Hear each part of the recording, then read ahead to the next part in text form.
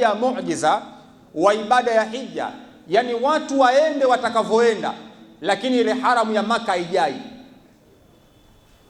Ile haramu ya Maka ile watu waende watakavyoenda, ile haramu ya Maka haijai. Hebu vuta picha, watu milioni 2 au watu milioni 3 wanakusanyika mahala pamoja, watu milioni 3. Huo msikiti una ukubwa wa kiwango gani?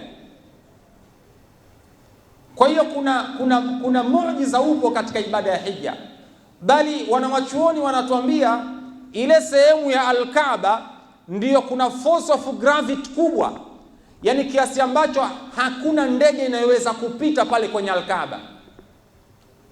Yani kuna mvutano mkubwa kiasi ambacho ndege haiwezi kupita pale katikati ya Al-Kaaba. Hakuna ndege inayoweza kupita pale,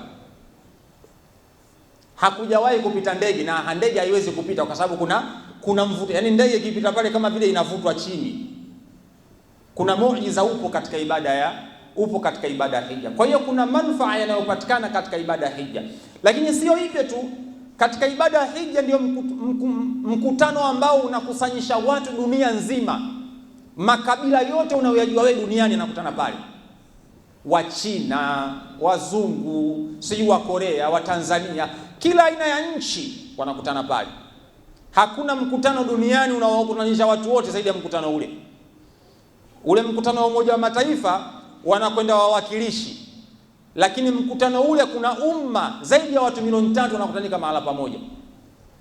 Sasa pale kuna wafanyabiashara, pale kuna viongozi, pale kuna wanasiasa, pale kuna kila aina ya watu wanakutana mahala pamoja. Kwa hiyo ndio maana Mwenyezi Mungu akasema liyashhadu manafi'a lahum.